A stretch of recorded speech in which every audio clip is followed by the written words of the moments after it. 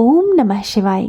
आज हम सुनेंगे शिव महापुराण का दूसरा अध्याय, जिसमें वर्णित है कि शिव महापुराण की कथा का आयोजन किस प्रकार से करना चाहिए, साथ ही श्रोतागणों को किन नियमों का पालन करना चाहिए। शिव महापुराण के श्रवण की विधि क्या है।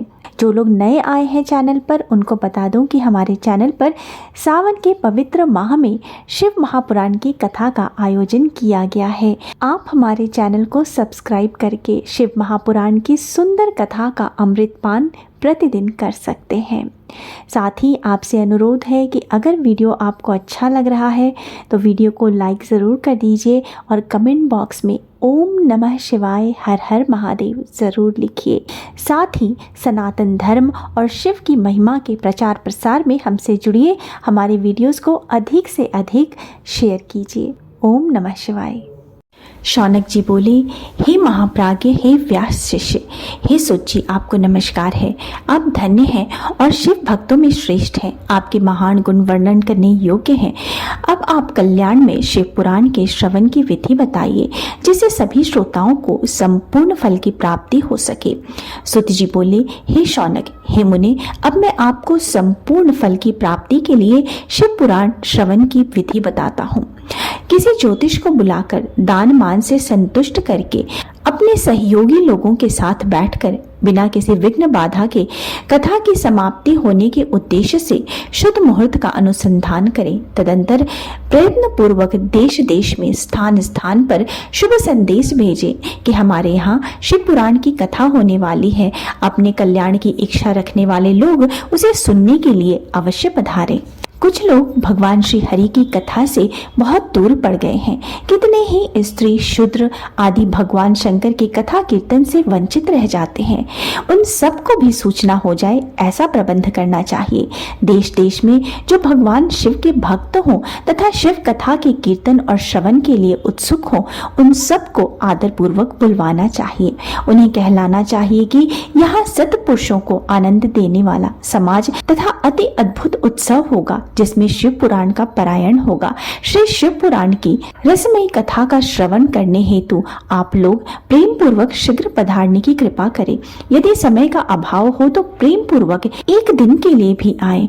आपको निश्चय ही आना चाहिए, क्योंकि इस कथा में क्षण भर के लिए बैठने का सौभाग्य भी दुर्लभ है। इस प्रकार विनय और प्रसन्नता पूर्वक श्रोताओं को निमंत्रण देना चाहिए और आए हुए लोगों का सब प्रकार से आदर सत्कार करना चाहिए। शिव मंदिर में, तीर्थ में, वन प्रांत में अथवा घर में शिव पुराण की कथा सुनने के लिए उत्तम स्थान का निर्माण करना चाहिए। कथा भूमि को लीप कर शोधन करना चाहिए तथा धातु आदि से उस स्थान को सुशोभित करना चाहिए। महोत्सव के साथ साथ वहाँ अद्भुत तथा सुंदर व्यवस्था कर लेनी चाहिए। कथा के लिए अनुपयोगी घर के साज सामान को हटाकर घर के किसी एकांत कोने में सुरक्षित रख देना चाहिए। केले के खंभों से सुशोभित एक ऊंचा कथा मंडप तैयार कराएं। उसे सब ओर फल फूल आदि से और चारों ओर ध्वजा पताका लगाकर तरह तरह के सामानों से सजाकर सुंदर शोभा संपन्न बना दें। भगवान शिव के प्रति सब प्रकार से उत्तम भक्ति करनी चाहिए, क्योंकि वही सब तरह से आनंद का विधान करने वाली है। परमात्मा भगवान शंकर के लिए दिव्य आसन का निर्माण करना चाहिए तथा कथावाचक के लिए भी एक ऐसा दिव्य आसन बनाना चाहिए जो उसके लिए सुखद हो सके। हे महामुने, कथा सुनने वाले श्रोताओं के लिए भी यथा योग्य सुंदर स्थानों की व्यवस्था करनी चाहिए। अन्य लोगों के लिए भी सामान्य रूप से स्थान बनाना चाहिए। हे शौनक जी, विवाहोत्सव में जैसे उल्लास पूर्वक मन स्थिति होती है, वैसे ही इस कथा उत्सव में रखनी चाहिए। सब प्रकार की दूसरी लौकिक चिंताओं को भूल जाना चाहिए। वक्ता उत्तर दिशा की ओर मुख करके तथा श्रोतागण पूर्व दिशा की ओर मुख करके पालथी लगाकर बैठे। इस विषय में कोई भी विरोध नहीं है कि पूज्य पूजक के बीच पूर्व दिशा रहे अथवा वक्ता के सम्मुख श्रोताओं का मुख रहे। ऐसा कहा गया है। दुष्टों से भरे तथा डाकुओं से घिरे प्रदेश में और धूर्त व्यक्ति के घर में इस पवित्र कथा को नहीं कहना चाहिए। मध्याह्न काल में 2 घड़ी तक कथा बंद रखनी चाहिए, जिससे कथा कीर्तन से अवकाश पाकर लोग शौच आदि से निवृत्त हो सके। कथा प्रारंभ के दिन से 1 दिन पहले व्रत धारण करने के लिए वक्ता को शौर करा लेना चाहिए।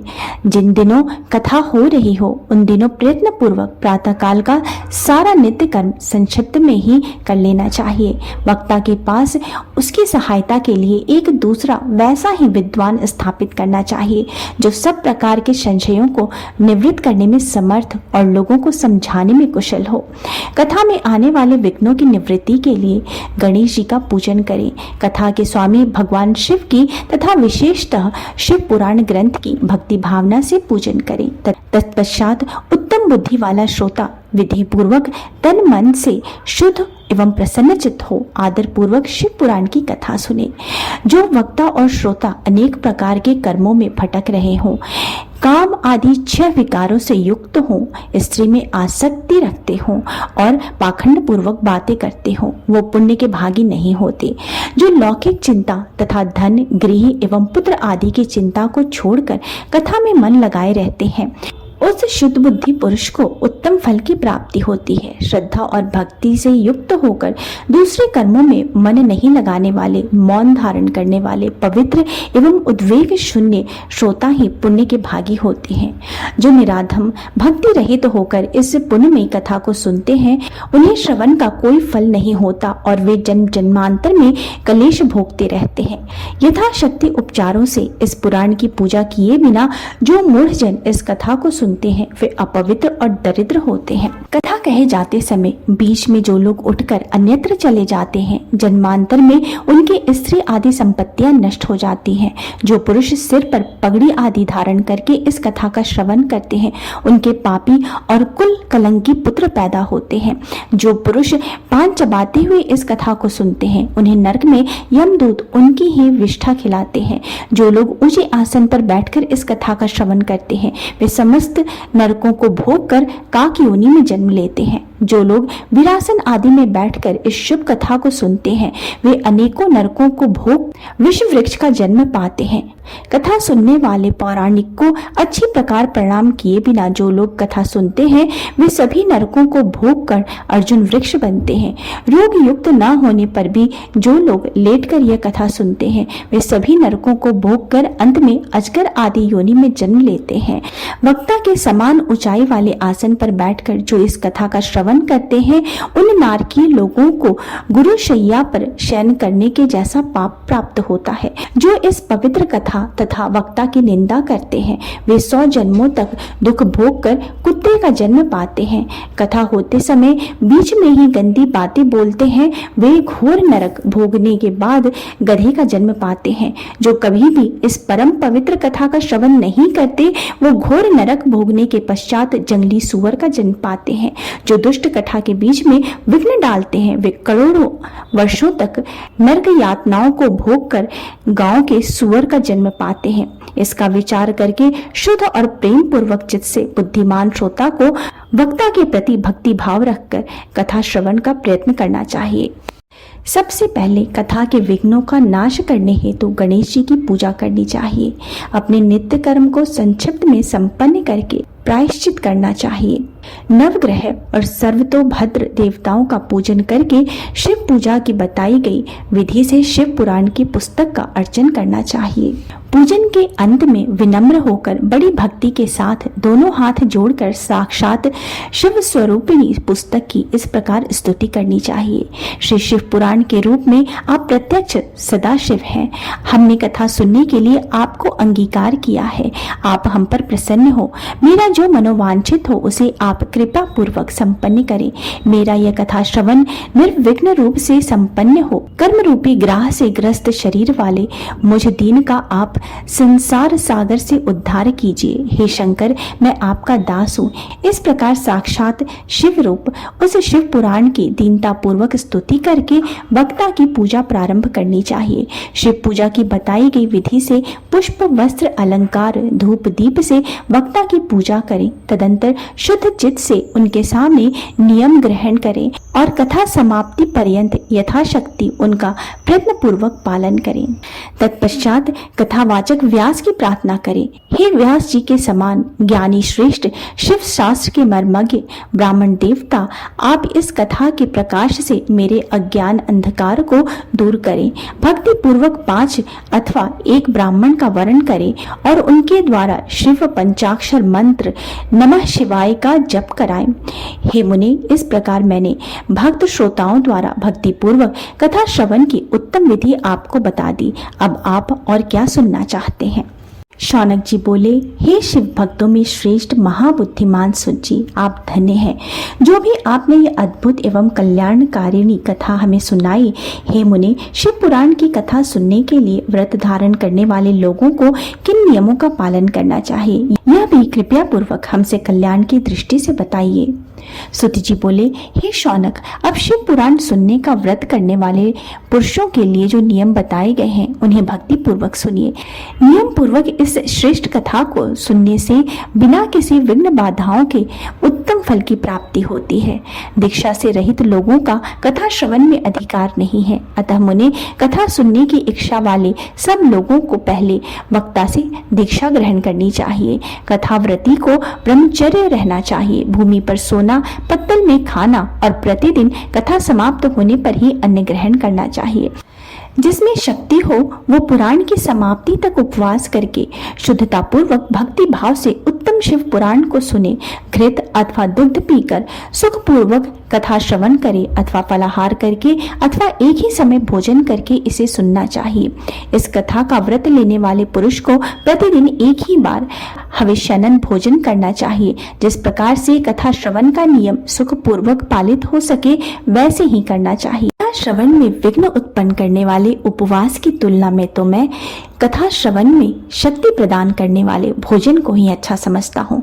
गरिष्ठ अन्न, दाल, जला अन्न, सेम, मसूर, भाव दूषित तथा बासी अन्न को खाकर कथाव्रती पुरुष कभी कथा ना सुने। कथाव्रती को बैंगन, तरबूज, चिंचड़ा, मूली, कोहड़ा, प्याज, नारियल का मूल तथा अन्य कंद मूल का त्याग करना चाहिए।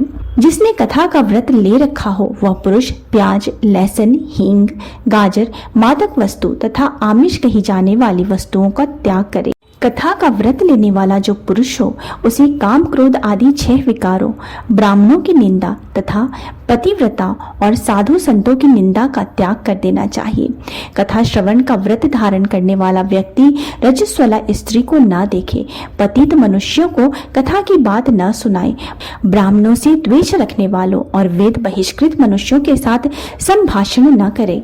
कथाव्रती पुरुष प्रतिदिन सत्य, शौच, दया, मौन, सरलता, विनय तथा मन की उदारता इन सद्गुणों को सदा अपनाए रहे। श्रोता निष्काम हो या सकाम वह नियम पूर्वक कथा सुने। सकाम पुरुष अपनी अभीष्ट मनोकामना को प्राप्त करता है और निष्काम पुरुष मोक्ष प्राप्त करता है। दरिद्र, क्षय का रोगी, पापी, भाग्यहीन तथा संतान रहित पुरुष भी इस उत्तम कथा को सुने।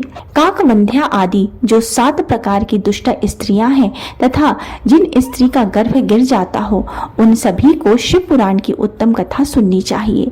हे मुनि, स्त्री हो या पुरुष सबको यत्न पूर्वक विधि विधान से शिव पुराण की उत्तम कथा सुननी चाहिए। इस शिव पुराण की कथा पारायण के दिनों को अत्यंत उत्तम और करोड़ों यज्ञों के समान पवित्र मानना चाहिए। इस श्रेष्ठ दिनों में विधि पूर्वक जो थोड़ी सी भी वस्तु दान की जाती है उसका अक्षय फल मिलता है। इस प्रकार व्रत धारण करके इस परम श्रेष्ठ कथा का श्रवण करके आनंद पूर्वक श्रीमान पुरुषों को इसका उद्यापन करना चाहिए। शिव चतुर्दशी के उद्यापन के समान है। अतः यहाँ बताए गए फल की आकांक्षा वाले धनाढ़ लोगों को इसी प्रकार से उद्यापन करना चाहिए। अल्पवित्त वाले भक्तों के लिए प्रायः उद्यापन की आवश्यकता नहीं है, वे तो कथा श्रवण मात्र से पवित्र हो जाते हैं। शिव के निष्काम भक्त तो शिव रूप ही होते हैं। हे महर्षि, इस प्रकार शिव पुराण की कथा के पाठ एवं श्रवण संबंधी यज्ञोत्सव समाप्ति होने पर श्रोताओं को भक्ति एवं प्रयत्न पूर्वक भगवान शिव की पूजा की भांति पुराण पुस्तक की भी पूजा करनी चाहिए। तदंतर विधि पूर्वक वक्ता का भी पूजन करना चाहिए।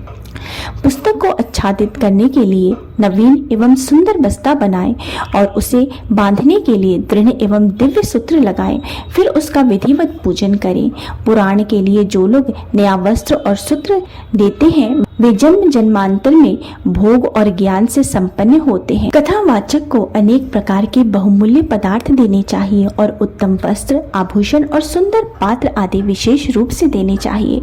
पुराण के आसन रूप में जो लोग कंबल, मृगचर्म, वस्त्र, चौकी, तख्ता आदि प्रदान करते हैं वे स्वर्ग प्राप्त करके यथेच्छ सुखों का उपभोग कर पुनः कल्प पर्यंत ब्रह्मलोक में रहकर अंत में शिवलोक को प्राप्त करते हैं। मुनि श्रेष्ठ, इस प्रकार महान उत्सव के साथ पुस्तक और वक्ता की विधिवत पूजा करके वक्ता की सहायता के लिए स्थापित किए गए पंडित का भी उसी के अनुसार उससे कुछ ही कम धन आदि के द्वारा सत्कार करे। वहाँ आए हुए ब्राह्मणों को अन्न धन आदि का दान करे।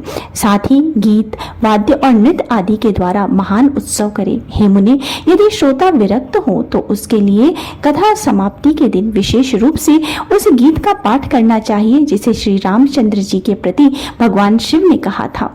यदि श्रोता गृहस्थ हो तो उस बुद्धिमान को उस श्रवण कर्म की शांति के लिए शुद्ध हविष के द्वारा होम करना चाहिए। हे मुने, रुद्र संहिता के प्रत्येक श्लोक द्वारा होम करे तथा गायत्री मंत्र से होम करना चाहिए, क्योंकि वास्तव में यह पुराण गायत्रीमयी ही है। अथवा शिव पंचाक्षर मूल मंत्र से हवन करना चाहिए। होम करने की शक्ति न हो तो विद्वान पुरुष यथाशक्ति हवनीय हविष्य का ब्राह्मणों को दान करे। न्यूनातिरिक्तता रूप दोषों की शांति के लिए भक्ति पूर्वक शिव सहस्त्र नाम का पाठ अथवा श्रवण करें। इससे सब कुछ सफल होता है, इसमें संशय नहीं है, क्योंकि तीनों लोकों में इससे बढ़कर कोई वस्तु नहीं है। कथा श्रवण संबंधी व्रत की पूर्णता की सिद्धि के लिए 11 ब्राह्मणों को मधु मिश्रित खीर भोजन कराएं और उन्हें दक्षिणा दें। मुनि, यदि शक्ति हो तो 3 पल सोने का एक सुंदर सिंहासन बनवाएं और उस पर उत्तम अक्षरों से लिखी अथवा लिखाई हुई शिव पुराण की पुस्तक विधि पूर्वक स्थापित करें। तत्पश्चात आवाहन आदि विविध उपचारों से उसकी पूजा करके दक्षिणा चढ़ाए। तदंतर जितेंद्रिय आचार्य का वस्त्र, आभूषण एवं गंध आदि से पूजन करके उत्तम बुद्धि वाला श्रोता भगवान शिव के संतोष के लिए दक्षिणा सहित वह पुस्तक उन्हें समर्पित करे। हे शौनक, इस पुराण के उस दान के प्रभाव से भगवान शिव का अनुग्रह पाकर पुरुष भव बंधन से मुक्त हो जाता है। इस प्रकार विधि विधान का पालन करने पर श्री संपन्न शिव पुराण संपूर्ण फल को देने वाला तथा भोग और मोक्ष दाता होता है। हे मुने, मैंने आपको शिव पुराण का यह सारा महात्म्य जो संपूर्ण अभीष्ट को देने वाला है बता दिया। अब और क्या सुनना चाहते हैं? श्री संपन्न शिव पुराण समस्त पुराणों का तिलक स्वरूप माना गया है। ये भगवान शिव को अत्यंत प्रिय है, रमणीय तथा भव रोग का निवारण करने वाला है। जो सदा भगवान विश्वनाथ का ध्यान करते हैं, जिनकी वाणी शिव के गुणों की स्तुति करती है और जिनके दोनों कान उनकी कथा सुनते हैं, इस जीव जगत में उन्हीं का जन्म सफल माना गया है। वे निश्चय ही संसार सागर से पार हो जाते हैं। भिन्न भिन्न प्रकार के समस्त गुण जिनके सच्चिदानंदमय स्वरूप का कभी स्पर्श नहीं करते, जो अपनी महिमा से जगत के बाहर और भीतर वाणी एवं मनोवृत्ति में प्रकाशित होते हैं, उन अनंत आनंद घन रूप परम शिव की मैं शरण लेता हूँ। ओम नमः शिवाय। श्री शिव महापुराण का महात्म्य पूर्ण हुआ। दोस्तों, कल की कथा सुनना आपके लिए अत्यधिक महत्वपूर्ण है, क्योंकि कल हम प्रारंभ करेंगे श्री शिव महापुराण का प्रथमा विद्येश्वर संहिता। प्रथम अध्याय से कल हम प्रारंभ करेंगे। तो कल का वीडियो जो है वो 7 बजे तक अपलोड हो जाएगा। चैनल के साथ बने रहिए और शिव महापुराण की सुंदर कथा का अमृतपान अवश्य करिए।